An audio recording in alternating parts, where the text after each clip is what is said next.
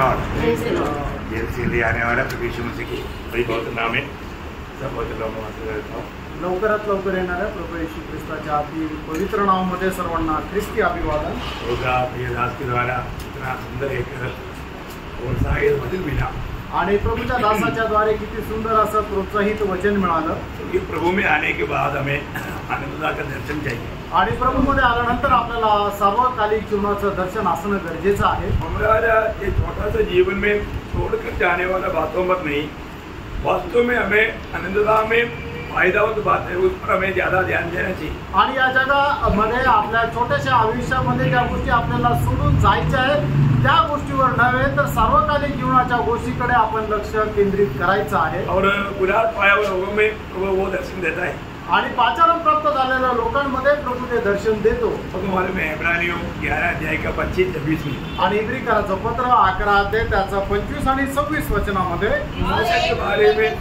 इसलिए कि उसे पाप में थोड़े दिन के सुख भोगने से परमेश्वर के लोगों के साथ दुख भोगना अधिक उत्तम लगा। उसने मसीह के कारण निंदित होने को मिस्र के भंडार से बड़ा धन समझा, क्योंकि उसके आगे वो बहुत अंडरलाइन करना है, क्योंकि उसके आगे फल पाने की ओर लगी थी। हाँ, वो विषय आप लोग ध्यान में आना आणि हा विषय जो आहे तुम्ही आपल्या लक्षामध्ये ठेवा। क्योंकि उनका आगे फल पाने की ओर लगी, कारण त्याचे नेत्र फळ प्राप्तीकडे लागलेले होते। आज हमारे आगे कहाँ पर लगी है? आणि प्रेम आज आपले लक्ष किंवा आपले डोळे कुठे लागलेले आहे? उस फल पाने की बातों पर है क्या? आणि ते फळ प्राप्तीच्या गोष्टीकडे आहे का? दुनिया का कोई फायदा की बात नहीं, आणि जगाच्या काही फायद्याच्या गोष्टी नाही, आनंददा का फायदा आणि सार्वकालिक जीवनाचा फायदा। प्रभु में बुलाहट पाने के बाद में हम लोग अनंत जीवन पाया हुआ लोग अनंत काल का बारे में अच्छा स्वर्गीय दर्शन पाना चाहिए। आणि प्रभु मध्ये जीवन प्राप्त झालेले लोक आपण सार्वकालिक जीवनाचं दर्शन प्राप्त करायला पाहिजे, नहीं तो उनका एक सही अच्छा एक दौड़ नहीं रहेगा, आणि नाही तर मग एक चांगली धाव राहणार नाही। प्रभु आपको सबको सहायता करे आणि प्रभु आपल्या सर्वांना सहाय्य करो।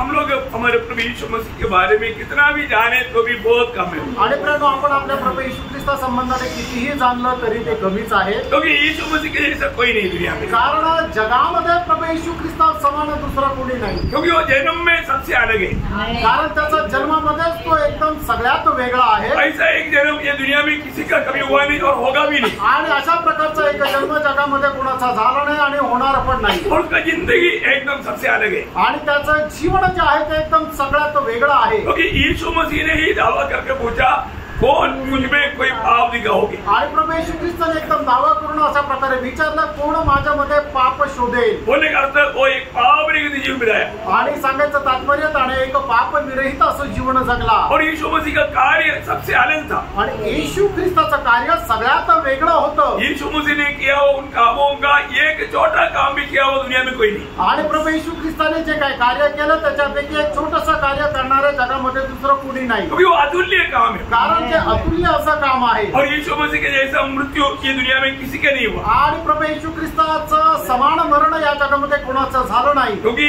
एक ही दिन में 5 अदालतों में 7 बार न्याय करने के बाद में भी निर्दोष पाया हुआ व्यक्ति को दुनिया में सबसे भयंकर एक पापी को मिलने वाला सजा मिला, आणि एका दिवसामध्ये 5 न्यायालयामध्ये 7 वेळा न्याय केल्यानंतरही निर्दोष प्राप्त झालेल्या हे प्रभु येशू ख्रिस्ताला या जगाने वधस्तंभावर टाकले। ऐसा एक मृत्यू किसी का नहीं हुआ, आणि अशा प्रकारचा एक मरण जगामध्ये कोणाचं झालं नाही। यीशु मसीह की मृत्यु के समय में जो घटना हुआ, ऐसा एक घटना दुनिया में किसी के जीवन में नहीं हुआ, आणि प्रभु येशू ख्रिस्ताच्या मरणावेळेला ज्या घटना झाल्या तशा घटना कोणाच्या मरणाच्या वेळेला झाल्या नाही। और इतना ही नहीं, एवढंच नाही, मरने के बाद में फिर जी उठा, आणि मेल्यानंतर पुन्हा तो जिवंत झाला, ये तो किसी के जीवन में नहीं हुआ, आणि हे तर कोणाच्या जीवनामध्ये नाही झालं, मानव चरित्र में किसी के जीवन में नहीं हुआ, आणि मानवच्या इतिहासामध्ये कोणाच्या जीवनामध्ये नाही झालं, रवि नहीं, एवढंच नाही, वो वापस आएगा, आणि तो परत येईल, वो कहता है कि मैं वापस आएगा, आणि तो म्हणतो मी पुन्हा येईल। जो ये दुनिया में ऐसे कौन मरने से पहले बोलता था कि मैं वापस आएगा? आणि प्रियांनो, या जगामध्ये कोण असं म्हणू शकतं की मी परत येईल? आना है तो उसको उड़ना चाहिए, आणि जर कोणाला यायचंय तर त्याला मेलेल्यातून जिवंत व्हावं लागेल। कोई उड़ा नहीं ना, आणि मेलेल्यातून कोणी जिवंत झालं नाही ना. बाइबल का एक वचन सत्य वचन है. बायबलचं प्रत्येक वचन सत्य वचन आहे. इसलिए हमें उसमें कभी भी थोड़ा भी संदेह नहीं करना. आणि म्हणून त्याच्यावर कुठल्याही प्रकारची थोडीही शंका करायची नाही. प्रभु को बहुत धन्यवाद देता हूं. प्रभूला खूप धन्यवाद देतो. सत्य वचन पर विश्वास करने का अनुग्रह प्रभु ने हमें दिया. आणि या सत्य वचनावर विश्वास करण्याकरता त्याने कृपा आपल्यावर केली. हम लोग पिछले दिनों में मानव प्रभु यीशु मसीह जी उठने का फल उसका बारे में देख रहे हैं. आणि प्रभू येशू ख्रिस्ताच्या पुनरुत्थानाचं फळ आपण मागील दिवसामध्ये पाहत होतो. हम लोगों ने 5 फल देखा आणि आपण 5 फळ पाहिलं है ना. मतलब पहला फल क्या था. आणि प्रथम फळ काय होतं. पिताओं को या पूर्वों को दिया हुआ वायदा प्रभु ने पूरा किया. आणि पूर्वजांना दिलेलं जे अभिवचन आहे ते प्रभूने पूर्ण केलं. दूसरा क्या था. आणि दुसरं काय होतं. यीशु मसीह परमेश्वर का पुत्र है ये बात को घोषणा किया गया. आणि प्रभू येशू ख्रिस्त परमेश्वराचा पुत्र आहे या गोष्टीची घोषणा केली गेली. और तीसरा क्या है. आणि तिसरं काय आहे. पापी जन को भी परमेश्वर धर्मी बनाने के लिए उनकी धार्मिकता के खातिर यीशु मसीह जी उठा. आणि पापी मनुष्याला नीतिमान बनवण्याकरता त्यांच्या नीतिमत्वाकरता प्रभू येशू ख्रिस्त पुनरुत्थित झाले. और 4वीं बात क्या था. आणि चौथी गोष्ट काय होती. एक पापी उद्धार पाने के लिए इस पुनरुत्थान का विश्वास उसके लिए जरूरी है. आणि एक पापी व्यक्ती तारण प्राप्त करण्याकरता प्रभू येशू ख्रिस्ताच्या पुनरुत्थानावर विश्वास ठेवणं गरजेचं आहे. और 5वीं बात क्या था. आणि 5वी गोष्ट काय होती. जो उद्धार पाया वो व्यक्ति का उद्धार कभी भी नष्ट नहीं होगा. आणि ज्याचं तारण झालं त्याला कधीही ते तारण नष्ट होणार नाही. कारण क्या है. त्याचं कारण काय आहे. प्रभु हमारे लिए विनती करता. प्रभू आपल्या करता विनंती करतो. आज हम 6, 7, 8, 9 ऐसा 3-4 पॉइंट देखेगा. आणि 6, 7, 8, 9 असे 3-4 पॉइंट आपण पाहू. प्रभु यीशु मसीह की पुनरुत्थान हमारे लिए एक नया जीवन बिताने का आदर्श है. आणि प्रभू येशू ख्रिस्ताचं पुनरुत्थान आपल्याला एक नवीन जीवन जगण्याकरता आदर्श आहे. बहुत सुंदर रीति में आप लोग समझना. यीशु मसीह का जीवन से ही हम नया जीवन बिता सकते. आणि प्रभू येशू ख्रिस्ताच्या जीवनाच्या द्वारेच आपण एक नवीन जीवन जगू शकतो. आपको मालूम है जब हम लोग प्रभु यीशु पर विश्वास करके बपतिस्मा लिया. आणि प्रभू येशू ख्रिस्तावर विश्वास ठेवून आपण ज्या वेळेला बपतिस्मा घेतला. बपतिस्मा में क्या हुआ. आणि बपतिस्म्यामध्ये काय झालं. यीशु मसीह के साथ मारा गया, गाड़ा गया और जी उड़ा हुआ समानता में बना. आणि प्रभू येशू ख्रिस्ताप्रमाणे मारले जाणं, काढले जाणं आणि पुनरुत्थित होणं याच्या समान आपण झालो. मसीह यीशु हमारे लिए पाप के लिए मर गया. आणि प्रभू येशू ख्रिस्त आपल्या पापांकरता मेला. उसी प्रकार हम भी पापों के लिए मर गया. आणि त्याचप्रमाणे आपणही आपल्या पापांकरता मेलो. जब हम पानी में डुबा जाता. आणि ज्या वेळेला आपण पाण्यामध्ये डुबतो तो हमारा मृत्यू और गाड़ा जाने के लिए वो समानता में मिल जाता. आणि मग आपण प्रभूच्या मारले जाणं आणि काढले जाणं त्याच्या समानतेमध्ये जातो. और जब हम पानी से ऊपर आता. आणि ज्या वेळेला आपण पाण्यातून वरतून येतो वो पुनरुत्थान का सदृश में बन जाता. आणि ते पुनरुत्थानाच्या समान होतं. इसका मतलब एक व्यक्ति प्रभु में बपतिस्मा लिया हुआ व्यक्ति में नया तरीके का जीवन उसमें दिखना ही चाहिए. आणि मग याचा अर्थ काय आहे की ज्याचा बपतिस्मा झालेला आहे त्याला नवीन पद्धतीचं जीवन हे दिसलं पाहिजे. रोमियो का पत्री उसका 6 अध्याय 4-5 वचन. रोम त्याचा 6 अध्याय 4 आणि 5 वचन.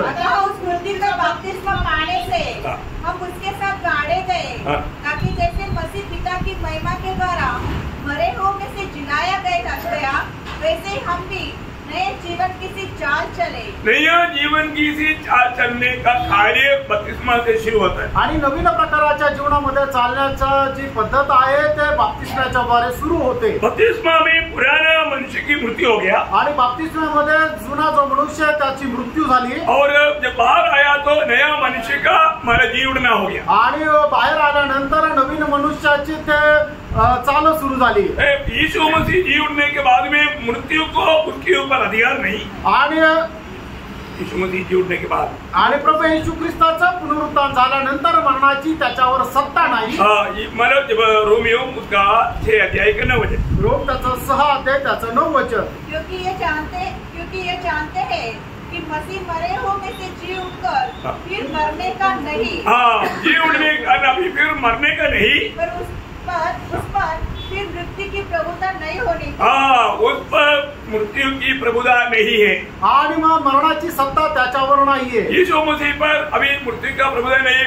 उल्टा यीशु मसीह के हाथ में मृत्यु का प्रभुता है. आणि प्रभू येशू ख्रिस्तावर मरणाची सत्ता नाहीये तर उलट मरणाचा अधिकार प्रभू येशू ख्रिस्ताच्या हातामध्ये आहे. इसी प्रकार त्याचप्रमाणे जो मसीह के साथ मतलब होने के लिए बपतिस्मा लिया आणि ज्यांनी प्रभू येशू ख्रिस्तासोबत होण्याकरता बाप्तिस्मा घेतला और मसीह के साथ गाड़ा गया और जी उड़ा, आणि प्रभू येशू ख्रिस्तासोबत पुरला गेला आणि पुन्हा पुनरुत्थित झाले, जो प्रभु के साथ पुनरुत्थान में भाग लिया, आणि ज्यांनी प्रभू येशू ख्रिस्तासोबत पुनरुत्थानामध्ये भाग घेतला उन पर पाप का प्रभुता नहीं। आणि त्यांच्यावर पापाचं प्रभुत्व नाही। दोनों बात का ध्यान देना आणि दोन्ही गोष्टीकडे लक्ष द्या। यीशु मसीह मृत्यु के ऊपर विजय प्राप्त करने के कारण मृत्यु को उसके ऊपर अभी अधिकार नहीं। आणि प्रभू येशू ख्रिस्ताने मरणावर विजय प्राप्त केल्या कारणाने मरणाची जी सत्ता आहे ती प्रभू येशू ख्रिस्तावर नाही। उसी प्रकार यीशु मसीह की पुनरुत्थान की सदस्य बना हुआ हर एक मनुष्य का, हर एक उद्धार पाए हुए जन को पाप को उसके ऊपर प्रभुता नहीं। आणि त्याचप्रमाणे प्रभू येशू ख्रिस्ताच्या पुनरुत्थानाच्या समानतेमध्ये ज्यांनी ज्यांनी बाप्तिस्मा घेतला त्यांच्यावरही मरणाची सत्ता नाही, है ना। रोमियो उसका 6 अध्याय उसके 14 वचन, रोम 6 अध्याय 14 वचन। तब तुम पर पाप की प्रभुता न होगी। हाँ, अभी जो लोग प्रभु के साथ इसी प्रकार दिलाया गया उन पर पाप का प्रभुता नहीं होगा। आणि जे लोक अशा प्रकारे प्रभू येशू ख्रिस्तासोबत जिवंत केले गेले त्यांच्यावर पापाचं प्रभुत्व राहणार नाही। बहुत बड़ी बात है, खूप मोठी गोष्ट आहे, है ना। आज प्रभु में आने के बाद में हमें कितना सावधानी से जीना चाहिए। आणि प्रभु मध्ये आल्यानंतर आपण किती सावधतेने जीवन जगायला पाहिजे। है ना। हम लोग पापरा दुनिया में रहता है आणि पापाने भरलेल्या जगामध्ये आपण राहतो, परंतु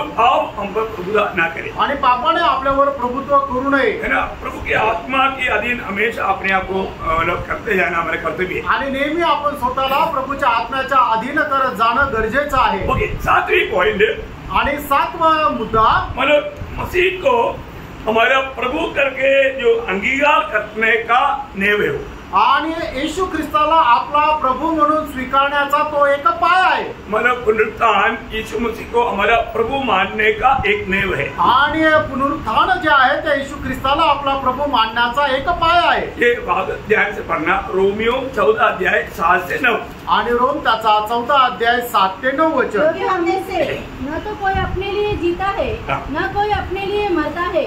यदि हम जीवित हैं तो प्रभु के लिए जीवित है, और यदि मरते हैं तो प्रभु के लिए मरते हैं। अतः हम जिए या मरे हम प्रभु ही के हैं, क्योंकि मसीह इसीलिए मरा, मसीह इसलिए मरा और जी भी उठा, कि वह मरे हो और जीवितों दोनों का प्रभु हो। हाँ, देखा, मरे हुए और जीवितों का दोनों का प्रभु रहने के लिए यीशु मसीह मृत्यूओं से जीवला। आणि जे जिवंत आहे आणि जे मेलेले आहे त्या दोघांचा प्रभू होण्याकरता प्रभू येशू ख्रिस्त पुनरुत्थित झाला। यहाँ पर एक खास बात आप लोग ध्यान से समझना। आणि प्राणो या ठिकाणी एक विशेष गोष्ट तुम्ही लक्ष देऊन समजून घ्या। प्रभु यीशु मसीह को अपना उद्धारकर्ता ग्रहण करना एक बात है, और यीशु मसीह को अपना प्रभु मानना एक अलग बात है। आणि प्रभू येशू ख्रिस्ताला आपला तारणकर्ता म्हणून स्वीकारणं एक गोष्ट आहे, आणि प्रभू येशू ख्रिस्ताला आपला प्रभू म्हणून स्वीकारणं एक दुसरी गोष्ट आहे। प्रभु यीशु मसीह को अपना उद्धारकर्ता ग्रहण किया हुआ एक व्यक्ति यीशु मसीह को अपना प्रभुता ना देते हुए जीवन बिता सकता है। आणि प्रभू येशू ख्रिस्ताला आपला तारणकर्ता म्हणून स्वीकारणारा व्यक्ती प्रभू येशू ख्रिस्ताला आपलं प्रभुत्व न देता जीवन जगू शकतो।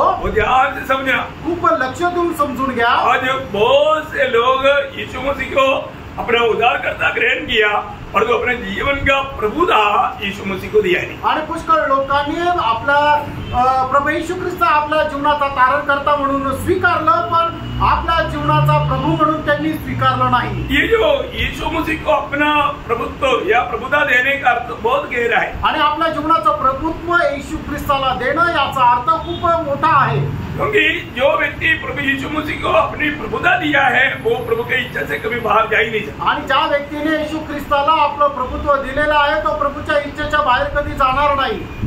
आज बहुत से लोग मतलब ये सच्चाई को इतना गहराई में जाना है कि नहीं वो संदेह है। आणि पुष्कळ लोकांनी जे सत्य आहे तेवढं गहनतेने जाणलं का नाही याच्यामध्ये शंका आहे। ना, मतलब पत्रोस अपना पत्र में पहला पत्रोस 3:15 में कहता है, पहिले पेत्र 3 अध्याय त्याच्या 15 वचन, मसीह को प्रभु जानकर अपने अपने मन में पवित्र समझो। हाँ, मतलब मसीह को प्रभु मान करके, मतलब अपने जीवन में अपना जीवन का प्रभु मान करके अपना दिल में पवित्र समझना है। आणि येशू ख्रिस्ताला आपण प्रभू मानून आपल्या हृदयामध्ये पवित्र करायचंय। बोलने का अर्थ सांगायचं तात्पर्य मतलब हमारा गुप्त जीवन में, प्रकट जीवन में हमारा बिजनेस में, हमारा घर में, हमारा ऑफिस में, हर जगह पर यीशु मसीह को हमें प्रभुता देना है.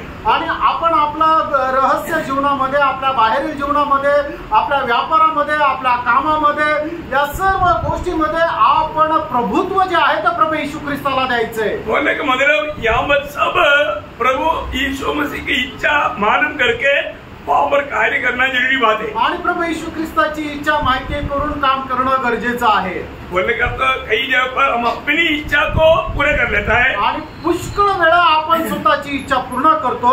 प्रभु की इच्छा जानने पर भी प्रभु की इच्छा को ढाल देता. आणि प्रभूची इच्छा माहिती असतानाही ती इच्छा आपण टाळून देतो. जो प्रियो वो एक यीशु मसीह को प्रभुता दिया हुआ जीवन नहीं. आणि प्राणो ते प्रभू यीशु ख्रिस्ताला प्रभुत्व देणारं जीवन नाहीये. आज हमें सुनने वाले हर एक पवित्र लोगों को मैं एक बात बताना चाहता हूँ. आज कम से कम अच्छी तरह परखो, मेरे जीवन में यीशु मसीह को मेरा प्रभुता दिया है क्या. आणि मला ऐकणाऱ्या प्रत्येकाने आपलं स्वतःचं जीवन पडताळून बघा की मी माझ्या जीवनामध्ये येशू ख्रिस्ताला प्रभुत्व दिलेलं आहे का. मैं कल भी शायद बताया था, कई लोग यीशु मसीह को अपना जिंदगी का एक गेस्ट रूप में उनको स्वीकारा या सिर्फ मला उद्धारकर्ता के रूप में. आणि प्रभू पुष्कळ लोकांनी प्रभू येशू ख्रिस्ताला आपल्या जीवनामध्ये एक पाहुणा होऊन किंवा फक्त एक तारण करता म्हणून स्वीकारलंय. परंतु हम प्रभु करके स्वीकारने का अर्थ ये घर प्रभु का घर है और प्रभु को उसमें पूर्ण आजादी है.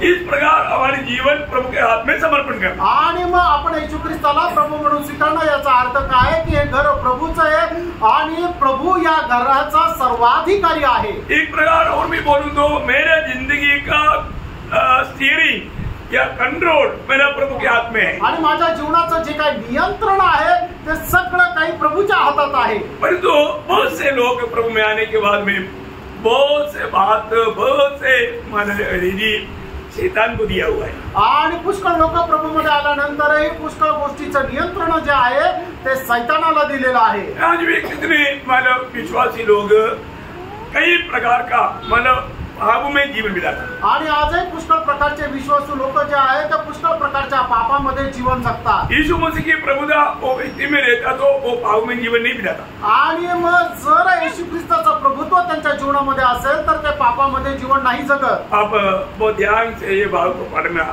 एफेसियों 4 अध्याय उसका 25 से 25 वचन आणि 30 कराचं पत्र त्याचा 4 अध्याय त्याचं 32 ते 25 ते 32 वचन. इस कारण झूठ बोलना छोड़कर अपने पड़ोसी से सच बोले, जबकि हम आपस में एक दूसरे के अंग हैं. क्रोध न करो पर पाप मत करो. सूर्य अस्त होने तक तुम्हारा क्रोध न रहे और न शैतान को अवसर दो. चोरी करने वाला फिर चोरी न करे, वरन भले काम करने में अपने हाथों से परिश्रम करे, इसलिए कि जिसे प्रयोजन हो उसे देने को उसके पास कुछ हो. कोई गंदी बात तुम्हारे मुंह से न निकले, पर आवश्यकता के अनुसार वही निकले जो उन्नति के लिए उत्तम हो, ताकि उससे सुनने वालों पर अनुग्रह हो. परमेश्वर के पवित्र आत्मा को शोकित मत करो, जिससे तुम पर छुटकारे के दिन के लिए छाप दी गई है. सब प्रकार की कड़वाहट और प्रकोप और क्रोध और कलह और निंदा सब भयभाव समेत तुमसे दूर की जाए. एक दूसरे पर कृपालु और करुणामय हो, और जैसे परमेश्वर ने मसीह में तुम्हारे अपराध क्षमा किए, वैसे तुम भी एक दूसरे के अपराध क्षमा करो. बहुत हमारा गहरी बात है इसके अंदर लिखा है. सब बात पर ध्यान करने के लिए टाइम नहीं. आणि खूप गहन अशा गोष्टी याच्यामध्ये लिहिलेल्या आहे. प्रत्येक गोष्टी आता वर्णन करण्याकरता वेळ नाही. क्यों? पहली बात है शैतान को अवसर ना दो. आणि पहिली गोष्ट आहे की सैतानाला वाव देऊ नका. है ना. मतलब कई बार पवित्र लोग शैतान को अवसर देतात. आणि पुष्कळ लोक सैतानाला संधी देतात, वाव देतात. जैसा जसं झूठ बोलतात, खोटं बोलतात. झूठ बोलने के लिए शैतान को अवसर देता है कि नहीं. आणि खोटं बोलण्याकरता सैतानाला संधी देता का नाही ना. आज भी इतने प्रभु के लोग इतनी बातों में झूठ बोलता है. आणि आजही किती प्रभूचे लोक कितीतरी गोष्टीमध्ये खोटं बोलतात. एक्चुअली कई गीत गाता है ना, गीत गाने के समय में झूठ बोलता नहीं, झूठ गाता। आणि गीत गात असताना ते खोटं बोलत नाही तर खोटं गातात। ऐसे बोलेगा तो सही रहेगा। आणि असं जर सांगितलं तर ते बरोबरच राहील, है ना। आज भी हमने जो गीत गाया, आजही आपण जे गीत गायलं, कितने लोगों ने दिल से गाया, आणि किती लोकांनी ते संपूर्ण हृदयाने गायलं, और उसमें बोला वो बात हमारे जीवन से मिलता जुलता है। आणि त्याच्यामध्ये बोललेली गोष्ट आपल्या जीवनाशी मिळते जुळते का? नहीं तो झूठ गा रहा था। आणि नाहीतर मग ते खोटं गात होते। क्या गाया था? काय गायलं होतं?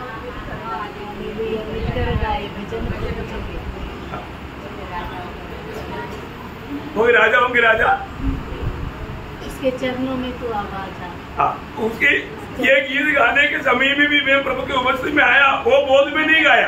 आणि गीत गात असताना सुद्धा मी आता त्या राजाचा जो आहे त्याच्या उपस्थितीमध्ये मी आलोय या उद्देशाने, किंवा हे समजून ते गायले नाही। मतलब आप गीत को थोड़ा सा आप मनन करके देखो, आपने जो गाया सच में आत्मा में गाया या आप जो गाया झूठ गाया। आणि मग ते तुम्ही थोडंसं आत्म्यामध्ये म्हणून करून बघा, तुम्ही जे गीत गायलं ते आत्म्यामध्ये गायलं का खोटं गायलं? मतलब अभी ऐसा बहुत से गीत है, वो गीत आप देखेगा तो जीवन से थोड़ा भी मिलता जुलता नहीं। आणि पुष्कळ असे गीत आहेत, ते गीत जर आपण बघितले तर आपल्या जीवनाशी थोडेही मिळत जुळत नाही। हमें ये बात को जानना है, आपण या गोष्टीला जाणायचंय। हमारे जीवन में वास्तव में मतलब हम हर बात में सत्य बोलते हैं, आणि आपण आपल्या जीवनामध्ये प्रत्येक गोष्टीमध्ये सत्य बोलतो का? झूठ बोलने के समय में क्या है, आप अंधकार में छिपने वाला बात हो गई। आणि खोटं बोलणं याचा अर्थ काय की अंधारामध्ये लपणारी ती गोष्ट झाली। आप जब तक सच्चाई नहीं बोलेंगे, आणि जोपर्यंत तुम्ही सत्य बोलणार नाही, आपको प्रभु के साथ संगति नहीं। आणि प्रभू सोबत तुमची सहभागिता नाही। पहला योहन्ना पहला अध्याय का 6 वचन क्या बोलता? पहिला योहान त्याचा पहिला अध्याय त्याचं 6 वचन काय सांगतं? यदि हम कहे कि उसके साथ हमारी सहभागिता है, ये सहभागिता का अर्थ क्या है? आणि सहभागिता याचा अर्थ काय आहे? प्रभु मतलब चलते हैं। हाँ, बोलने का मतलब हम एकदम प्रभु की इच्छा में चलता, आणि आम्ही एकदम प्रभूच्या इच्छेमध्ये चालतो। परंतु अभी सहभागिता है, बोलता है पर झूठ बोलता। आणि आपण म्हणतो की आपण प्रभूच्या इच्छेमध्ये चालतो पण खोटं बोलतो। सहभागिता है, आणि मग सहभागिता आहे का? कई लोग झूठ बोलते नहीं, झूठ करता। आणि काही लोक खोटं बोलत नाही तर खोटं करतात। ऐसा झूठ गाता और झूठ करता। आणि जसं खोटं गातात आणि खोटं करतात, ये बात पर बहुत ध्यान देना, आणि प्राणो या गोष्टीकडे लक्ष द्या। है ना। हमारे जीवन में उनका वचन जो कहता है कि शैतान को अवसर ना दो, आणि आपल्या जीवनामध्ये देवाचं वचन आपल्याला असं सांगतं की सैतानाला वाव देऊ नका। है ना। आज कितने लोग प्रभु की उपस्थिति में आने के समय में अलग प्रकार बाहर घूमने के टाइम पर अलग रीति में, आणि कितीतरी लोक प्रभूच्या उपस्थितीमध्ये आल्यानंतर एक वेगळ्या पद्धतीने आणि बाहेर फिरायला जातात, त्यावेळेला एक वेगळ्या पद्धतीचं जीवन जगतात। खास करके अपने कई बहन लोग मतलब शैतान को सौंप देता, आणि विशेष करून काही बहिणी लोक जे आहेत ते सैतानाला स्वाधीन होतात। है ना। बाहर जाने के टाइम पर खास करके कोई शादी या कोई ऐसा फंक्शन में जाने के टाइम पर कई लोग है इधर आने के जैसा नहीं रहता। आणि मग जर कुठल्या प्रकारच्या फंक्शनला गेले, लग्नाला गेले, कुठल्या कार्यक्रमाला गेले तर काही बहिणी इथं जशा येतात तशा नाही राहत।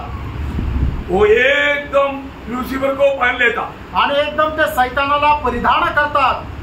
एक प्रकार छोड़ा वो बात को छोड़ मैंने ले लेता वापस। आणि एक प्रकारे सांगायचं झालं की ज्या गोष्टीचा त्यांनी त्याग केला त्या पुन्हा स्वीकारतात। बाइबल में उनको एक नाम दिया है, आणि बायबल मध्ये त्यांना एक नाव दिलंय, अपना चाटनी की ओर मुड़ने वाला कुत्ता। आणि आपल्या उलटीकडे फिरणारा कुत्रा। और कुत्ते लोग भी हमारे बीच में आराधना में आता। आणि कुत्रे लोक सुद्धा आपल्यामध्ये आराधना करायला येतात। सही बात है।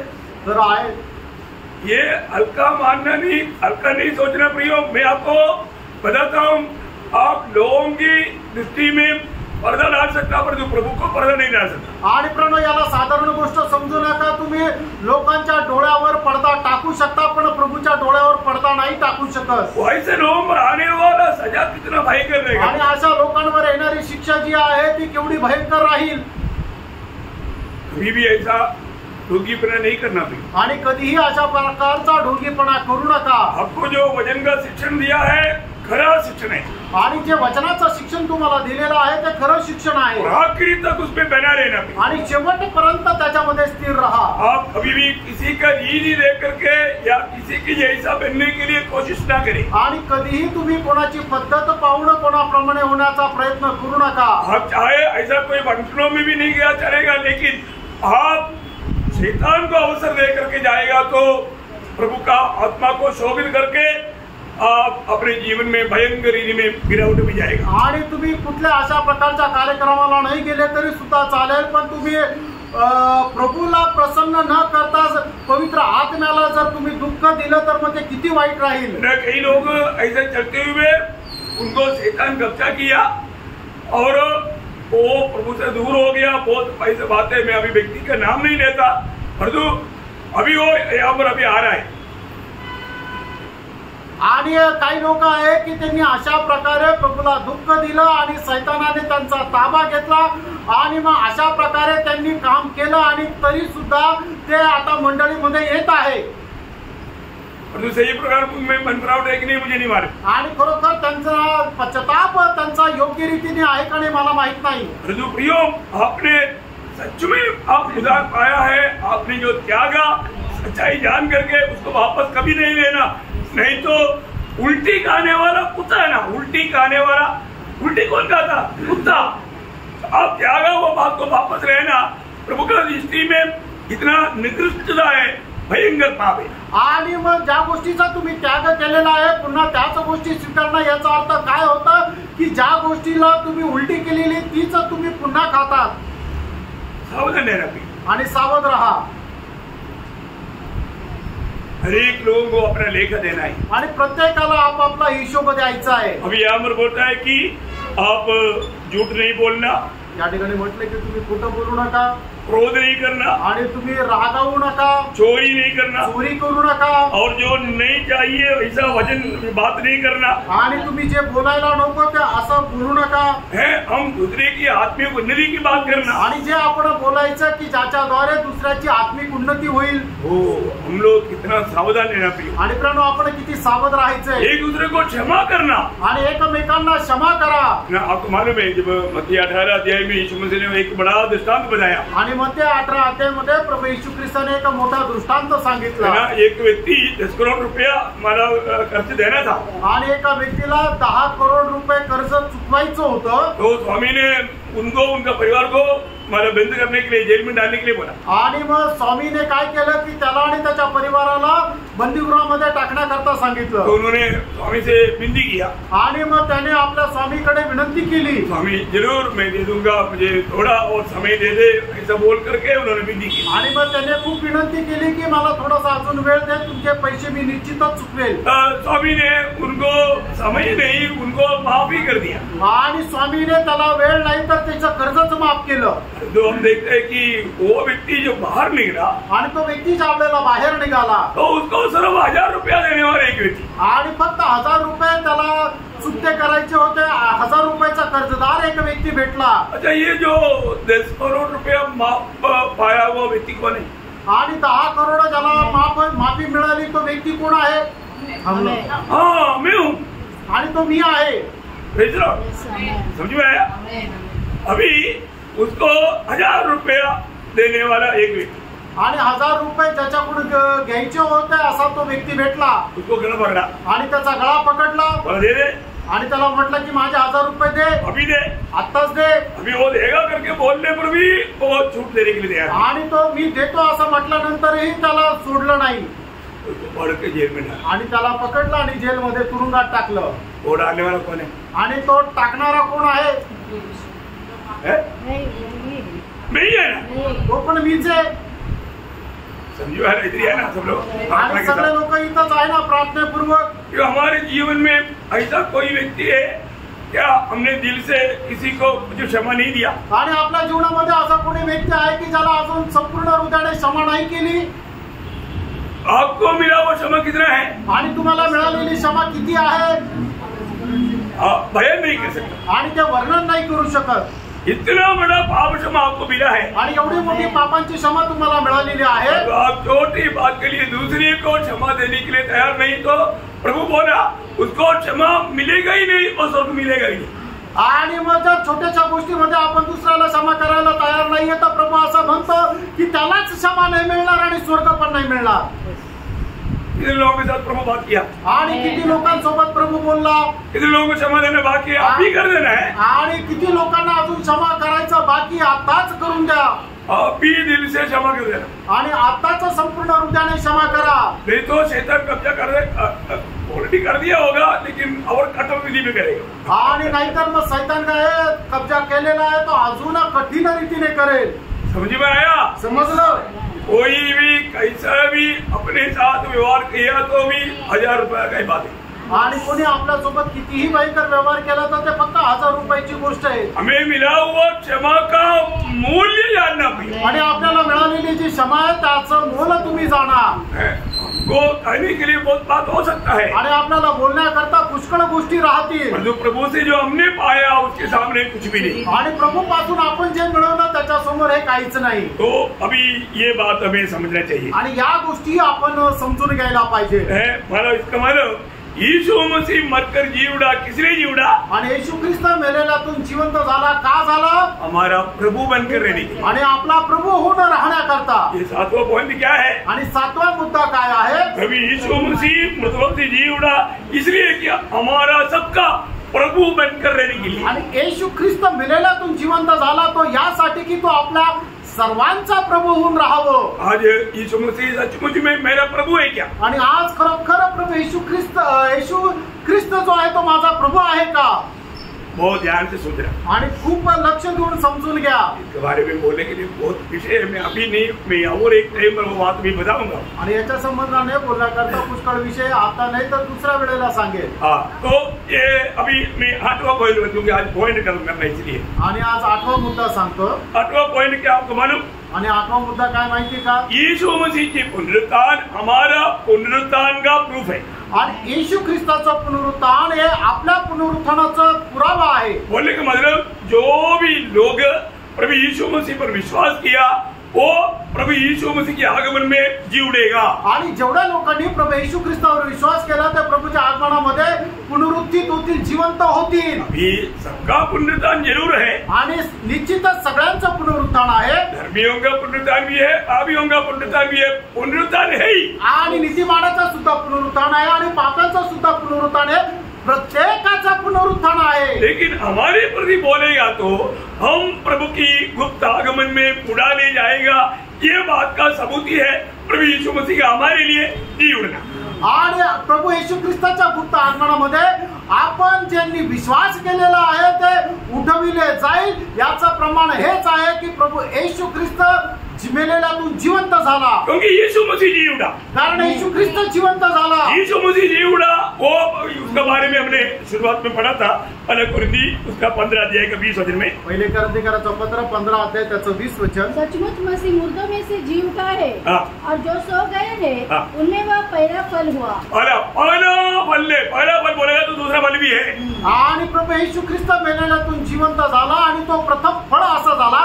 प्रथम फळ याचा अर्थ काय? दुसरा फळ सुद्धा आहे. त्याचं 23 वचन वाचा. परंतु हर एक अपनी बारी बारी से पहला फल मसीह. आपको मालूम है पहला फल? आपको मालूम है जब खेती काटता है तो पहला फल याजक के पास अर्पण करने के लिए लेकर आना पड़ता था. आणि मग ज्या वेळेला शेतामध्ये पिकाची कापणी केली जाते तर त्याच्यामध्ये येणारं जे प्रथम फळ आहे ते याजकाकडे घेऊन यायचं. और उसका फल उतना ही फल है क्या? आणि याचा अर्थ तेवढंच फळ आहे का? नहीं, और बहुत फल है. आणि अजून पुष्कळ असे फळ आहे. उसका पहला फल मंदिर में लाया. आणि त्याचं फळ प्रथम फळ जे आहे ते मंदिरामध्ये आणलं. उसी प्रकार अभी पहला फल स्वर्ग में पहुंच गया. आणि त्याचप्रमाणे प्रथम फळ जे आहे ते स्वर्गामध्ये पोहोचलं. तो बाकी फल भी पीछे आने वाला है. आणि उरलेले फळ सुद्धा पाठीमागे येणार आहे. ना जब रोमियो का पत्र 8 अध्याय का 11 वचन. रोम 8 अध्याय त्याचं 11 वचन. यदि उसका आत्मा जिसने यीशु को मरे होने से जिलाया तुम्हें बसा हुआ है. देखा उसके आत्मा जिसको प्रभु ने मरे हुए में से जिलाया अगर तुम में बसा हुआ है तो जिसने मसीह को मरे होने से जिलाया वो तुम्हारी नश्वर देहों को भी अपने आत्मा के द्वारा जो तुम्हें बसा है जिलाएगा. गारंटी. प्रभु का वचन कहता है कि तुम्हारा भी पुनरुत्थान होगा. आणि मग ज्याने प्रभू येशू ख्रिस्ताला मेलेल्यातून जिवंत केले त्याचा आत्मा जर तुमच्यामध्ये आहे तर तो तुम्हाला सुद्धा मेलेल्यातून जिवंत करेल, ही प्रभूची एकदम गॅरंटी आहे. वो प्रभु ने हमारे लिए दुनिया की मध्य में फालस्तीन देश में एक कब्र खुला छोड़ दिया. आणि प्रभूने आपल्यामध्ये जगाच्या मध्यामध्ये पॅलेस्टीन देशामध्ये एक कबर उघडी ठेवली. क्यों खुले छोड़ा? आणि ती का उघडी ठेवली? प्रभु अपने भक्तों को बोलता है तुम्हारा भी हमारा कब्र इस प्रकार एक दिन खुला जाएगा. आणि तुमची सुद्धा कबर एक दिवस अशा प्रकारे उघडी राहील. यीशु मसीह की मरा हुआ शरीर जी उठा आणि प्रभू येशू ख्रिस्ताचं मेलेलं शरीर जिवंत झालं. ऐसा हम लोग भी एक दिन हमारा महिमा के शरीर में पुनरुत्थित होंगे. आणि आपण सुद्धा एक गौरवयुक्त शरीर धारण करून जिवंत होऊ. आज हमें मालूम है हमारे में प्रभु की आत्मा रहता है. आणि आपल्याला ठाऊक आहे आपल्यामध्ये प्रभूचा आत्मा राहतो. कितने लोग जानते हैं? आणि किती लोकांना हे ठाऊक आहे? कितने लोग मालूम है कि मतलब प्रभु की आत्मा आप में रहता है? आणि किती लोकांना हे माहित आहे की माझ्यामध्ये प्रभूचा आत्मा राहतो?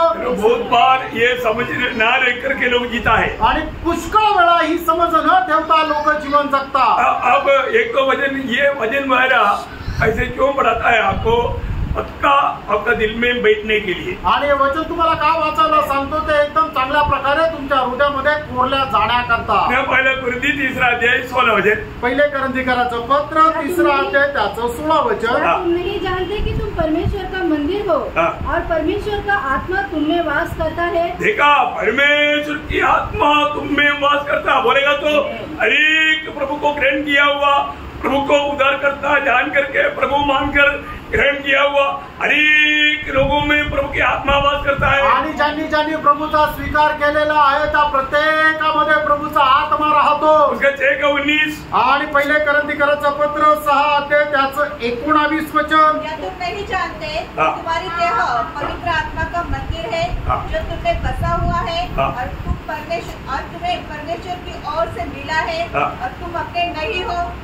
देखा, तुम अपनी नहीं, तुम अभी पवित्र आत्मा का मंदिर है, तुम प्रभु का बन गया है, तुम एक दिन जिलाया जाएगा. आणि तू आता स्वतःचा नाहीये तर तू पवित्र आत्म्याचं एक मंदिर आहे आणि तू उठविला जाशील. मला कुरिन्थी 6 अध्याय 14 वचन. पहिले करंथीकराचं पत्र 6 अध्याय 14 वचन. परमेश्वर ने अपनी सामर्थ से प्रभु को जिलाया और हमें भी जिलाएगा. हमें भी जिलाएगा. यीशु मसीह को जिलाने वाला पिता हमें भी जिलाएंगे. आणि प्रभू येशू ख्रिस्ताला जिवंत करणारा स्वर्गीय पिता आपल्याला सुद्धा जिवंत करेल. वो हमें ऐसा एक महिमा का शरीर मिलने जा रहा है आणि अशा प्रकारे एक गौरवाचं शरीर आपल्याला भेटायला जाणार आहे. जिसमें कोई बीमारी नहीं आणि ज्याच्यामध्ये कुठल्या प्रकारचा आजार पण नाही. अभी थोड़ा बुढ़ापा आ गया तो बैठने में, चलने में, दौड़ने में, सीढ़ी चढ़ने में बहुत प्रकार का तकलीफ है.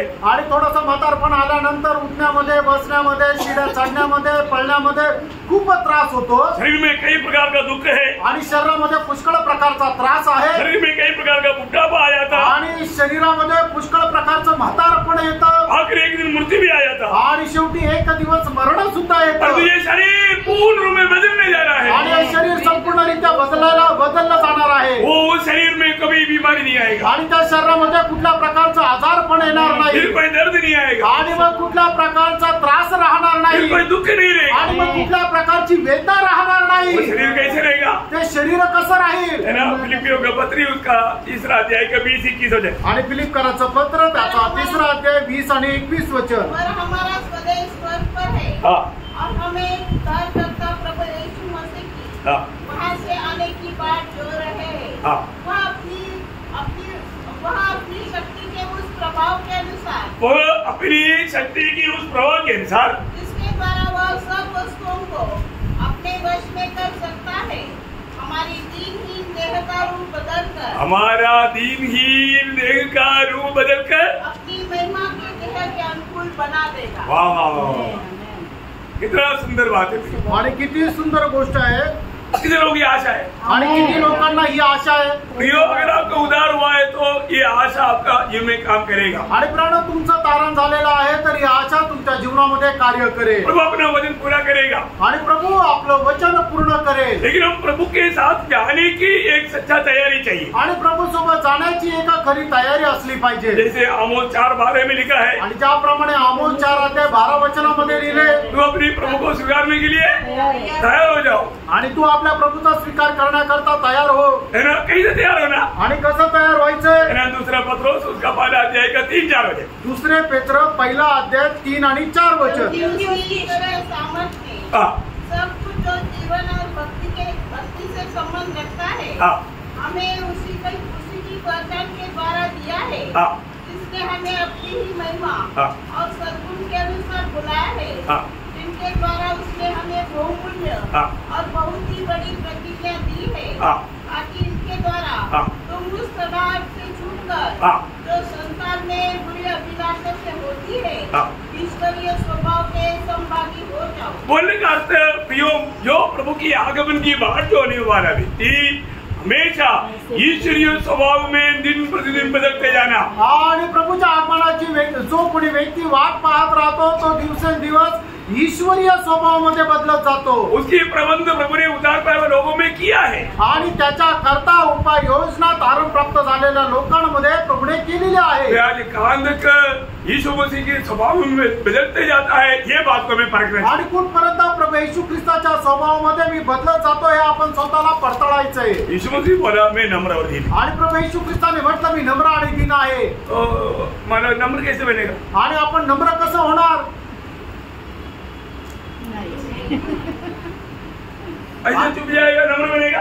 आणि असा कोणासमोर खाली वाकून राहिलं म्हणजे आपण नम्र राहू का? ऐसे से हाथ जोड़ेगा नम्र बनेगा? आणि आपण दुसऱ्यांसमोर आपण हात जोडले तर आपण नम्र राहू का? ये सब बाहर का कपड़ा है. आणि सर्व बाहेरील कपटपणा आहे. नम्रता का अर्थ क्या है? आणि नम्रपणाचा अर्थ काय आहे? हम लोग बहुत बार सुनता है. आणि पुष्कळ वेळा आपण ऐकतो ना. कभी ऐसा कोई सवाल भी पूछने से अच्छा रहता. आणि मग कधी कधी असा प्रश्न विचारला तर चांगलं राहतं. मैं सोचता है कि सब लोगों को समझ में आ रहा है, इसलिए फिर बताने की जरूरत नहीं पड़ती. आणि मला असं वाटतं सगळ्यांना समजत आहे म्हणून त्याची व्याख्या सांगण्याची गरज नाही राहत. नम्र बनने का अर्थ बताओ. आणि नम्र होणं याचा अर्थ काय? हमारे इतना साल सुना है. आणि एवढं वर्ष तुम्ही ऐकलं ना. नम्र बनने का हाँ, हक के लिए नहीं लड़ना है. अपने हक के लिए नहीं लड़ना. अपने हक के लिए लड़ना है क्या? करेक्ट. देखो, प्रभु की बात को मानना आणि परमेश्वराच्या आज्ञाचं पालन करणं होय नम्रता. आणि ते आहे नम्रपणा. प्रभु की बात न मानना घमंड है. आणि प्रभूची आज्ञा न पालन करणं गर्व आहे. समझ में आया? समजलं? मैं सरल रीति में आपको समझा रहा हूँ. आणि सरळ रीतीने मी तुम्हाला सांगतो. जो व्यक्ति बात नहीं मानता वो घमंडी है. घमंड घमंड नम्रता का खिलाफ है. आणि जो कोणी आज्ञेचं पालन करत नाहीये तो गर्विष्ठ आहे. गर्विष्ठ जे आहे तर नम्रपणाच्या विरोधात आहे. और जो व्यक्ति बात मानता है वो नम्र है. आणि जो व्यक्ती आज्ञेचं पालन करतो तो नम्र आहे. इसलिए बोला ना, बच्चे की नहीं तो बनना. आणि म्हणून म्हटलं ना लहान मुलाप्रमाणे होणं. बच्चे का बात क्या? आणि लहान मुलाची गोष्ट काय? बात मानता. आज्ञा पालन करतो. आज का बच्चा नहीं. आजकालचे मुलं नाही. आज का बच्चा कहाँ पर बात मानता भाई. आणि आजकालचे मुलं कुठे ऐकतात? इतना बच्चों में भी इतना रिमिट काम करता. आणि मग मुलांमध्ये सुद्धा एवढा बंडाचा आत्मा कार्य करतो. कोई सोच ही नहीं सकता. आणि विचारच करू शकत नाही. चलो आक्षेप देखेगा तो हम लोग को तो मतलब एकदम सही नहीं पाता. आणि मुलांची वागणूक जर बघितलं तर आम्ही सहन नाही करू शकत. मैं बोलता हूँ आज से 100 साल पहले का कोई बुढ़ा आज अगर गिरती से दुनिया पे आ गया तो उसी टेबल को हार्ट अटैक हो जाएगा. आणि 100 वर्षाचा म्हातारा चुकून जर आता जिवंत राहिला आणि त्याने जर मुलांची वर्तणूक पाहिली तर त्याला हृदयविकाराचा झटका येईल. क्योंकि कोई सह नहीं पाएगा फिर. आणि कारण कोणी सहन करू शकणार नाही. क्योंकि लोग बात मानता ही नहीं है ना. आणि लोक ऐकतच नाही ना, अपनी अकेला स्वभाव में चलता है. आणि आपल्या हट्टी स्वभावामध्ये चालतात. उपयोग घमंड नहीं करना, नम्र बनना. आणि प्रियांनो गर्व करू नका, नम्र व्हा. यीशु मसीह नम्र लीन था. आणि प्रभू येशू ख्रिस्त नम्र आणि लीन होता. फिर माना नम्रता में कई उसका स्वभाव वैशिष्ट्य क्या है कि वो अपने हक के लिए नहीं लड़ता, वो बात ऐसी बहुत बातें है। आणि नम्रपणाचा स्वभाव वेगवेगळा आहे की तो आपल्या हक्कासाठी लढत नाही, असं वेगवेगळा आहे. लेकिन नम्र बोलेगा तो हर बात को मानना. आणि नम्र म्हटलं म्हणजे प्रत्येक आज्ञेचं पालन करणं. आज मैं कहाँ तक प्रभु को मानता है, आज मी कुठपर्यंत प्रभूचं ऐकतो. आज हमें यीशु मसीह को अपना प्रभु मान करके अपने जीवन में पवित्र करना. आणि येशू ख्रिस्ताला प्रभू जाणून आपण आपल्या हृदयामध्ये पवित्र करायचंय. नहीं तो मानव प्रभु का आगमन में जाएगा, ये पक्का नहीं होगा, क्योंकि कोई दूसरा पत्रोस पहला देगा 11 बजे. दुसरे पेत्र पहिला अध्याय त्याचं 11 वचन. परंतु इसी रीति से तुम हमारे हाँ. प्रभु और उद्धारकर्ता यीशु मसीह के हाँ. अनंत राज्य में बड़े आदर के साथ प्रवेश करने पाओ. अगर ईश्वरीय स्वभाव में दिन प्रतिदिन आप बढ़ते जाता है तो प्रभु के आगमन में आप बड़े आदर के साथ स्वर्गीय प्रवेश कर पाएगा. आणि ईश्वरीय स्वभाव मध्ये जर तुम्ही वाढत जात आहात तर प्रभूच्या आगमनामध्ये खूप आदरासह प्रवेश कराल. मैं वहां पर बाकी बड़े विस्तार से अभी बोलने की जरूरत नहीं, क्योंकि आप लोग बात को जानेंगे. आणि आता विस्तार रीतीने सांगण्याची गरज नाही, कारण तुम्हाला ठाऊक आहे. आखिरी पॉइंट भी बोलकर मैं करूंगा. आणि 9वा मुद्दा सुद्धा सांगून या ठिकाणी मी थांबेन. मैंने प्रभु यीशु मसीह का पुनरुत्थान सारी दुनिया के लिए एक चेतावनी है. आणि प्रभू येशू ख्रिस्ताचा पुनरुत्थान संबंध जगाकरता एक सावधानतेचा इशारा आहे. वो क्या मालूम है? आणि ते काय माहिती का? मानो हर एक मनुष्य को भविष्य में एक न्याय है. आणि भविष्यामध्ये प्रत्येक मनुष्याचा एक न्याय आहे. एक दिन परमेश्वर धर्म के साथ जगत का न्याय करेगा. आणि प्रभू नीतीने एक दिवस जगाचा न्याय करेल. प्रेरित 17:31 वचन. प्रेषित 17:31 वचन. इसकी सबूत प्रभु ने कैसे दिया? आणि याचं प्रमाण प्रभूने कसं दिलं? यह वचन बहुत स्पष्ट कहता है. आणि हे वचन एकदम स्पष्ट सांगतं हाँ. कि उसने एक दिन ठहराया है हाँ. जिसमें वह उस मनुष्य के द्वारा हाँ. धर्म से जगत का न्याय करेगा हाँ. जिसे उसने ठहराया है हाँ. और उसे मरे हुए में से जिलाकर देखा, उसको मरे हुए में से जिलाकर यह बात सब पर प्रमाणित कर दी है. ये बात तो दुनिया भर की सारे मानव पर प्रकाशित कर दिया है, प्रकट कर दिया है कि यीशु मसीह के द्वारा एक दिन न्याय होने वाला है. आणि मग प्रभू येशू ख्रिस्ताला मेलेल्यातून जिवंत केल्याच्या द्वारे पिता परमेश्वराने या गोष्टीचं प्रमाण सर्व जगाला करून दिलेलं आहे की प्रभू येशू ख्रिस्ताच्या द्वारे एक दिवस या जगाचा न्याय होणार आहे. आपको मालूम है, पिता अभी किसी का न्याय नहीं करेगा. आणि पिता आता कोणाचा न्याय नाही करणार. क्यों नहीं करेगा? का नाही करणार? उसका कारण यूहन्ना 5:22 में प्रभु ने कहा. आणि त्याचं कारण योहान 5:22 वचनामध्ये प्रभूने म्हटलं, पिता किसी का न्याय नहीं करता, परंतु न्याय करने का सबका पुत्र को सौंप दिया है कि सब लोग जैसे पिता का आदर करते हैं वैसे ही पुत्र का भी आदर करें. हाँ, देखा, पुत्र का भी सब लोग आदर करने के लिए पिता किसी का न्याय नहीं करता. आणि पुत्राचा सुद्धा सर्व लोकांनी आदर करण्याकरता पिता कोणाचा न्याय नाही करत. एक बात जानना भाई, आणि एक गोष्ट जाणा, न्याय कैसे करेगा? आणि न्याय कसा करेल? रोमियो 2:16. रोम त्याचा 2 अध्याय 16 वचन. इस दिन परमेश्वर मेरे सुसमाचार के हाँ, सुसमाचार के अनुसार न्याय करेगा. आणि सुसमाचारच्या अनुसार न्याय करेल. प्रभु ने बताया वो वचन के अनुसार न्याय करेगा. आणि प्रभूने सांगितलेल्या वचनाच्या अनुसार न्याय करेल. यो एक दिन न्याय होने वाला है. आणि प्रभू एक दिवस न्याय होणार आहे. ये जीवन में मैं पिछले दिन में भी बोला, ये न्याय में पक्षाघात नहीं रहेगा. आणि मागील दिवसामध्ये सुद्धा मी सांगितलं, प्रभूच्या न्यायामध्ये कुठल्या प्रकारचा पक्षपात राहणार वो नाही सत्य न्याय रहेगा. आणि तो खरा न्याय राहील. है ना? मानव इसलिए 2 कोरिन्थी 5:10 में पौलुस एक गवाही देता है. दुसरे कोरिन्थीकराचं पत्र 5 अध्याय त्याच्या 10 वचनामध्ये प्रेषित पौल अशा प्रकारे म्हणतो कि अवश्य है हाँ. कि हम सबका हाथ हाँ. मसीह के न्यायासन के सामने खुल जाए हाँ. कि हर एक व्यक्ति हाँ. अपने अपने भले बुरे कामों का बदला हाँ. जो उसने देह के द्वारा किए हो पाए. हाँ, देखिए, हर एक विश्वासियों का भी न्याय है. आणि प्रत्येक विश्वासणाऱ्याचा सुद्धा न्याय आहे. यो हमको एक दिन न्यायासन के सामने खड़ा होना है. आणि प्रभू एक दिवस आपल्याला न्यायासनासमोर उभं राहायचंय. हम किस प्रकार का लेखा देने की तैयारी किया है, आणि कुठल्या प्रकारचा हिशोब देण्याची आपण तयारी केली आहे. ये बात को हर एक पवित्र लोग समझने चाहिए. आणि ही गोष्ट प्रत्येक पवित्र भक्ताने समजायला पाहिजे. यीशु मसीह की न्यायासन के सामने पवित्र लोग खड़ा है, वो कोई सजा पाने के लिए नहीं, प्रतिफल पाने के लिए. आणि प्रभू येशू ख्रिस्ताच्या न्यायासनासमोर पवित्र लोक उभे येते त्या शिक्षा प्राप्त करण्याकरता नाही, तर प्रतिफल प्राप्त करण्याकरता. हर एक पापी यीशु मसीह की स्वेद न्यायासन के सामने आएगा. वो हम लोग प्रकाशित वाक्य 20 अध्याय का 11 से 15 तक वचनों में देखता है। आणि प्रकटीकरण त्याचा 20 अध्याय त्याच्या 11 ते 15 वचनामध्ये पाहतो की प्रत्येक पापी व्यक्ती प्रभू येशू ख्रिस्ताच्या श्वेत सिंहासनासमोर येईल।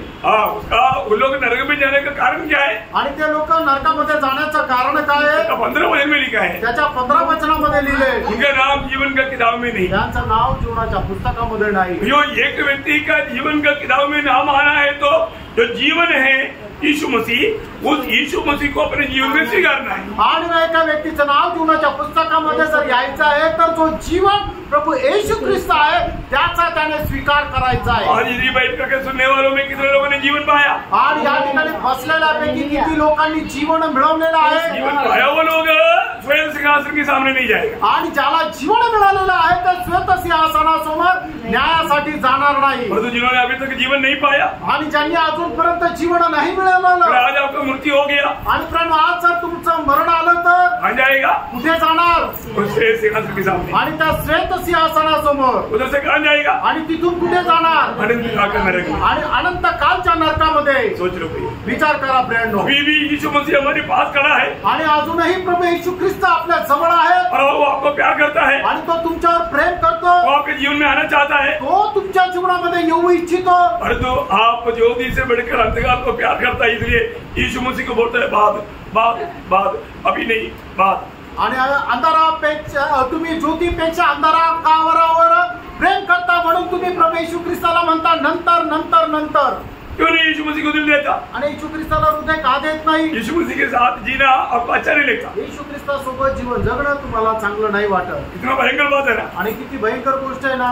हमारे यूहन्ना का सुसमाचार 3 अध्याय का 18 से 20 वचनों में अब पढ़ेगा तो उसका भेद समझ पाएगा। आणि योहान त्याचा 3 अध्याय त्याच्या 18 ते 20 वचन वाचलं तर त्याचं रहस्य तुम्हाला समजेल। जो उस पर विश्वास करता है उस पर दंड की आज्ञा नहीं होती, परंतु जो उस पर विश्वास नहीं करता वो दोषी ठहर चुका, इसलिए कि उसने परमेश्वर के एकलौते पुत्र के नाम पर विश्वास नहीं किया। और दंड की आज्ञा का कारण यह है, दंड की आज्ञा का कारण यह है कि ज्योति जगत में आई है, देखा, जो यीशु मसीह जगत में आया और मनुष्य ने अंधकार को तो शैतान को या पाप को ज्योति से अधिक प्रिय जाना। देखा, यीशु मसीह से बढ़ करके शैतान को या शैतानी कामों को प्रिय जाना, प्रिय चाहा। क्योंकि उनके काम बुरे थे। देखा, बुरे काम करने वाला यीशु मसीह को दिल नहीं देता। आणि मग प्रकाश जगामध्ये आला तरी सुद्धा त्यांनी अंधकारावर प्रेम केलं, कारण का? त्यांची कृत्य वाईट होते, त्यांनी प्रभू येशू ख्रिस्तावर प्रेम नाही केलं। जो कोई बुराई करता है, जो कोई बुराई करता है वह ज्योति से बैर रखता है। देखा, कितने लोग ज्योति से बैर करता, आणि किती लोक प्रकाशाचा द्वेष करतात, बैर करता ना, अंधेरा अच्छा लगता ना, आणि तुम्हाला अंधार चांगला वाटतो ना? अंधेरा अंधकार चांगला वाटतो, अंधेरा अच्छा लगता ना, अंधकार चांगला वाटतो ना? ज्योति अच्छा नहीं लगता ना। आणि प्रकाश नाही आवडत ना? यीशु मसीह को जिसने दिल नहीं दिया, वो बोलता है यीशु से अच्छा हमें अंधेरा। आणि मग ज्यांनी प्रभू येशू ख्रिस्ताला आपलं हृदय दिलं नाहीये ते काय सांगतात? अंधकार आम्हाला आवडतो। आप शायद बोलता नहीं लेकिन करता वही। आणि कदाचित तुम्ही हे बोलून नसेल दाखवत पण करून दाखवतात। यीशु मसीह कितनी बार आपके पास आकर खड़खड़ाया, आणि येशू ख्रिस्त कितीतरी वेळा येऊन तुमचा दरवाजा ठोकला। यो इतना प्यारा है यीशु मसीह। आणि प्रभू एवढा प्रेमळ प्रभू येशू ख्रिस्त। गुड फ्राइडे को हमने सुना ना, आणि आपण उत्तम शुक्रवारच्या दिवशी ऐकलं ना, यीशु मसीह हमारे लिए कैसे कैसे दुख सहा, आणि येशू ख्रिस्ताने आपल्या करता कसं दुःख सहन केलं, हमें बचाने के लिए, आपल्याला वाचवण्याकरता। फिर भी आप समझे नहीं, तरी तुम्हाला समजलं नाही, वो प्रेम नहीं जाना। आणि ते प्रेम तुम्हाला नाही समजलं।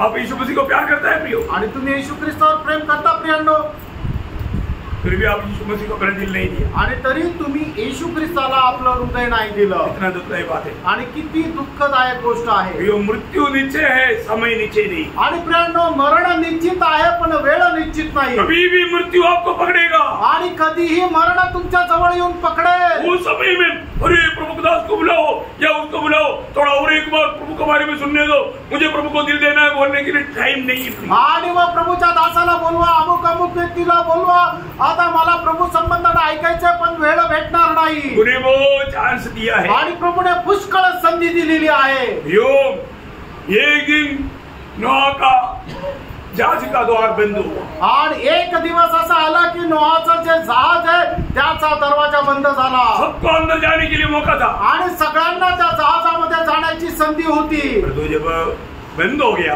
आणि ज्या वेळेला ते जहाजाचा दरवाजा बंद झाला, पानी आया, पाणी आलं। शायद मुझे मालूम नहीं, ये मेरा ओपिनियन है, ऐसे बाइबल में नहीं लिखा, बहुत लोग आकर के टकराया होगा।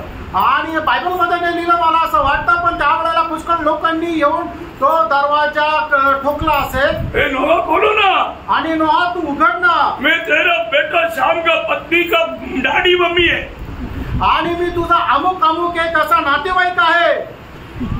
अब तक दूसरा आया, आणि तोपर्यंत दुसरा आला, नोहा खोलो ना, मैं हाम का मतलब पत्नी का डैडी मम्मी मामा है, आणि मी हामची जी बायको आहे तिचा मी मामा आहे, मामी आहे। अब तक यावेत का बंद लोग आया, आणि तोपर्यंत याफेतचे नातेवाईक आले, प्लीज खोलो ना, आणि कृपा करून उघडा ना। खोल पाया नहीं। उघडू शकले नहीं, नाही उघडू शकले। कौन बंद कौन किया? बंद प्रभु ने कोणी केला? किया। प्रभूने केला। ऐसा इफ्तार का भी टाइम बंद होने जा रहा आणि असं तारणाची वेळही आता संपणार आहे। है, बंद होने के बाद कितना भी चिल्लाओ प्रियो कोई फायदा नहीं, आणि बंद झाल्यानंतर कितीही ओरडा काही उपयोग नाही। अभी तक बंद नहीं, आतापर्यंत बंद नाहीये, अभी भी प्रवेश करने का मौका है, अजूनही प्रवेश करण्याची संधी आहे। ये मौका खो दिया तो हो सकता है प्रियो नोहा का दिन की जैसा आपका भी चांस नष्ट हो जाएगा। आणि ही संधी जर तुम्ही वाया घालवली तर होऊ शकतं नोहाच्या दिवसाप्रमाणे तुमचाही नाश होईल। दूसरा तेसलोनिकी पहला अध्याय का 6 से 10 वचन, दुसरं तेसलोनिकराचं पत्र त्याचा पहिला अध्याय 6 ते 10 वचन। क्योंकि परमेश्वर के निकट यह न्याय है कि जो तुम्हें क्लेश देते हैं उन्हें बदले में क्लेश दे, और तुम्हें जो क्लेश पाते हो हमारे साथ चैन दे। उस समय जबकि प्रभु यीशु अपने सामर्थ्य दूतों के साथ धधकती हुई आग में स्वर्ग से प्रकट होगा, और जो परमेश्वर को नहीं पहचानते और हमारे प्रभु यीशु के सुसमाचार को नहीं मानते उनसे पलटा लेगा। पलटा लेगा उनसे, किससे? सुसमाचार नहीं मानने वालों। आणि मग जे सुवार्तेचा स्वीकार करत नाहीये प्रभु त्यांचा झाडा घेईल। आगे वे प्रभु के सामने से और उसकी शक्ति के तेज से दूर होकर अनंत विनाश का दंड पाएंगे। यह उस दिन होगा जब वह अपने पवित्र लोगों में महिमा पाने और सब विश्वास करने वालों में आश्चर्य का कारण होने को आएगा, क्योंकि तुमने हमारी गवाही पर विश्वास किया। एक बात जानना, ये अभी प्रभु बार बार आपको संधि दे रहे हैं, आणि वारंवार प्रभु आपल्याला संधी देत आहे। हमारा प्रभु आने वाला है, आपला प्रभु येणार आहे, कभी भी आएगा, आणि केव्हा पण येईल। है ना। प्रभु यीशु मसीह की पहले आगमन के बारे में जो भविष्यवक्ता लोगों ने बोला था, वही लोगों ने भी यीशु मसीह की दोबारे आगमन के बारे में बहुत से बार बताया है। आणि प्रभू येशू ख्रिस्ताच्या पहिल्या आगमनासंबंधाने ज्यांनी घोषणा केली होती त्याच लोकांनी प्रभु येशू ख्रिस्ताच्या दुसऱ्या आगमनासंबंधाने ही घोषणा केली। भैया अगर उन लोगों का पहले आगमन के बारे में बोला हुआ वचन ऐसे के ऐसे पूरा हुआ है तो दोबारा आगमन के बारे में बोला हुआ बात भी पूरा होगा।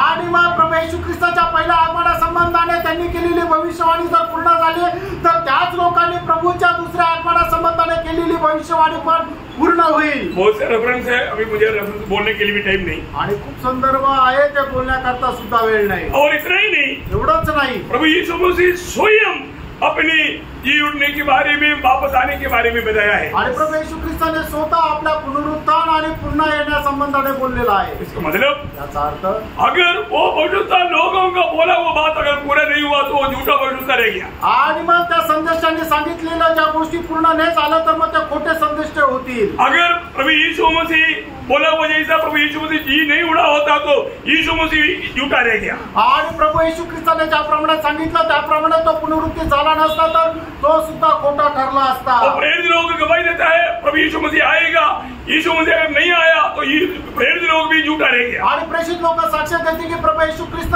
पुन्हा येणार आहे, आणि जर प्रभू येशू ख्रिस्त नाही आला तर प्रेषित लोक खोटे ठरतील।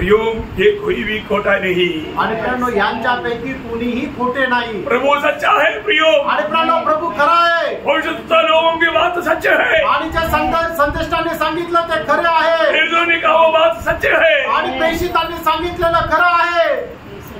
इसलिए हमें क्या करना चाहिए? आणि म्हणून आपण काय करायला पाहिजे? हम उस दिन लज्जित होने लायक जीवन नहीं बिताना। आणि त्या दिवशी आपल्याला लाज वाटण्याचं कारण व्हावं असं जीवन आपण आता जगू नये। ये सारा वचन सुनने के बावजूद भी आणि सगळे वचन ऐकलेले असताना पहला योहन्ना 2:28 वचन में लिखा है, पहिला योहान 2:28 वचनामध्ये असं लिहिलंय, हे बालों को उसमें बने रहो कि जब वह प्रकट हो तो हमें हिला हो और हम उसके आने पर उसके सामने लज्जित ना हो। हाँ, लज्जित नहीं होना प्रियो। आणि त्याच्या आगमनाच्या वेळेला आपल्याला लाज वाटण्याचं कारण होऊ नये। ना प्रभु आएगा आएगा बोल कर रहा और प्रभु आ गया, प्रभु घरों को लेकर गया और तू बोलने वाला इधर रह गया।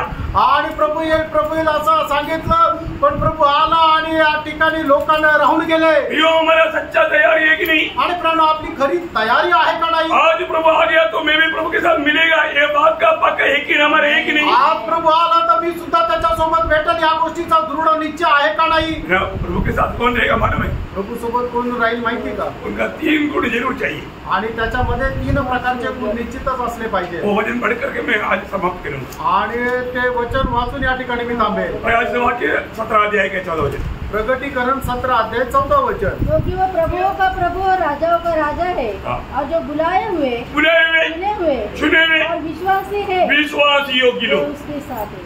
देखिए, ये 3 गुण प्रभु में आने के बाद में जरूर होना पाहिजे। आणि जे पाचारण प्राप्त झालेले, जे निवड प्राप्त झालेले आणि विश्वासू लोक, हे 3 प्रकारचे गुण असलेले लोक प्रभू सोबत राहतील। हम सब बुलाहट पाया उतना काफी नहीं, आणि आपल्याला फक्त पाचारण मिळालं एवढं पुरेसं नाही, हम चुना गया बोलने से काफी नहीं, आणि आपली निवड झाली एवढं बोलणं पुरेसं नाहीये। जो कार्य प्रभु ने हमें दिया उसमें हमें विश्वास योग्य रहना है। आणि जे काम प्रभूने आपल्याला करायला दिलं त्याच्यामध्ये आपण विश्वास योग्य राहायचं। आज हमारे जीवन कैसा है? आज आपलं जीवन कसं आहे? कोई लोग प्रभु के साथ रहेगा, आणि तेच लोक प्रभू सोबत राहतील, कई लोग प्रभु के आगमन में जाएगा, आणि तेच लोक प्रभूच्या आगमनामध्ये जातील, नहीं तो लज्जित हो जाएगा, नाहीतर ते लज्जित होतील। फर्क हो गई। फार फ्रेंड, आज मेरा अवस्था कहाँ पर है? आज माझी अवस्था कुठे आहे? है ना, प्रभु ने मुझे बुलाया, प्रभूने मला बोलवलं, प्रभु ने मुझे चुना, प्रभूने मला निवडलं, मुझे प्रभु ने उसका गवाह बनने के लिए नियुक्त किया, आणि त्याचा साक्षीदार होण्याकरता प्रभूने मला निवडलं। परंतु मैं विश्वास योग्य है क्या? मी विश्वास योग्य आहे का? मैं उसका गवाही देता है क्या? आणि मी त्याची साक्ष देतो का? मैं एक फलदायक जीवन बिताता है क्या? एक फलदायक जीवन जगतो का? अरे यीशु मसीह मुझ में महिमा पाता है क्या? आणि येशू ख्रिस्त माझ्यामध्ये गौरव प्राप्त करतो का? ये बात को पारखना, या गोष्टीला पारखा। कोई भी